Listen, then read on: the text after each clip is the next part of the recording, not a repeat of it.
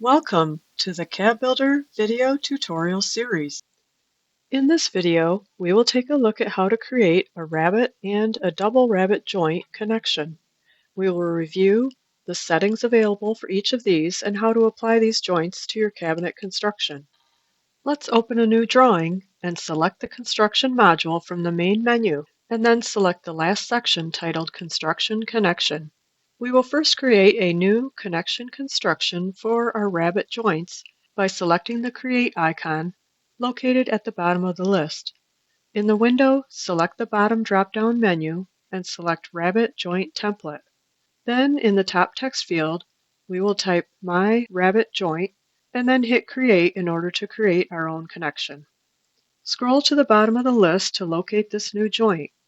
Select My Rabbet Joint to open it up and take a look at our construction options in the middle of the screen.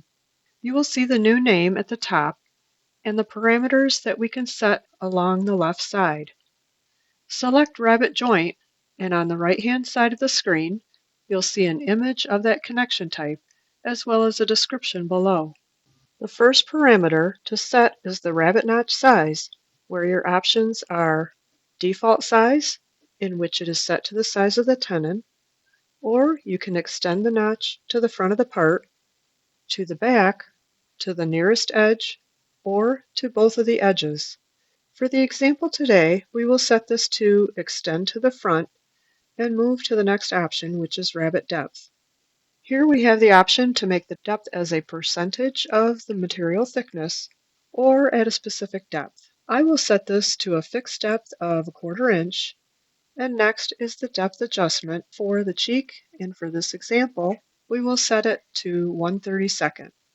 Then the thickness adjustment for the rabbet shoulder, I will also set to 1/32. If you will be using a CNC, then be sure to select the CNC connection parts option. If not, then select No CNC connection parts. I'll keep this at the CNC option for our example here.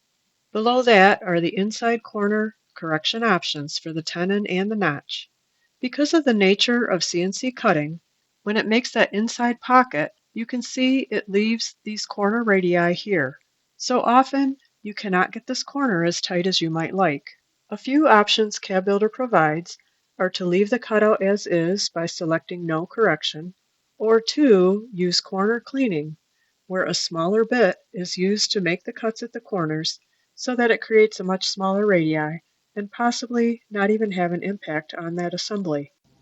The third option is to use T-bone correction, where the drill bit or the cutting tool goes a little past the boundaries to make sure there is no wasted material and nothing standing in the way for the connecting piece. CAD Builder will create this in such a way so that these T-bones are not seen from the outside of the connection. The T-bone correction is fairly typical, so I will set both the tenon and notch to that corner correction for this example. Now to create a double rabbet joint, you will need to again create a new joint by clicking on the Create icon at the bottom. Then in the drop-down menu, select Double Rabbet Joint Template. Change the name to My Double Rabbet Joint and hit Create. Once we select the double rabbet joint, it shows an image and a description. In this case, both of the mating pieces are rabbeted. We will keep the notch option to extend to the front, but now, as you can see, we have 2 depths to set instead of 1. Just like for the standard rabbet joint, we have the option to set it to a percentage of material thickness or to a fixed depth. I will set this again to a fixed depth of 1/4 inch and do the same for depth number 2. The next 2 items are for the depth adjustment and the thickness adjustment. We will set these both to 1/32 inch, and we will keep this joint set to CNC connection parts. We'll also apply the T-bone correction option to both the tenon and the notch corner correction. Now that these settings are taken care of, let's go ahead and apply them to a connection in our cabinet construction. We'll select Cabinet Construction, select your preferred method. For this example, I have a framed method selected. In the options, we'll select Joints, Case Joints, Finish Side to Unfinished Back. Then set it to the Extend Side to Back option, and for the parts connection, Open up the selector and select the Rabbet connection on the left, and then My Rabbet Joint, the one we just created, in the center, and hit Select at the bottom. Now you'll see this joint is set to My Rabbet Joint. Now for the double rabbet joint, we will apply that to our drawer box construction. So let's open up that here. Select your custom drawer box construction method, and again open up the joints section in the middle. The first one, side to back, we'll set to Extend Side to Back and open up the Parts Connection window. This time, select the double rabbet connection on the left and My Double Rabbet Joint in the center column. Then hit Select to apply. Then we will do the same thing for the side to front connection as well. Select the My Double Rabbet connection, hit Select, and now these connections should be all set. In the wireframe view, we can take a look at each of these joints in one of our cabinets. First, let's check out the cabinet construction joint between the side of the cabinet and the unfinished back.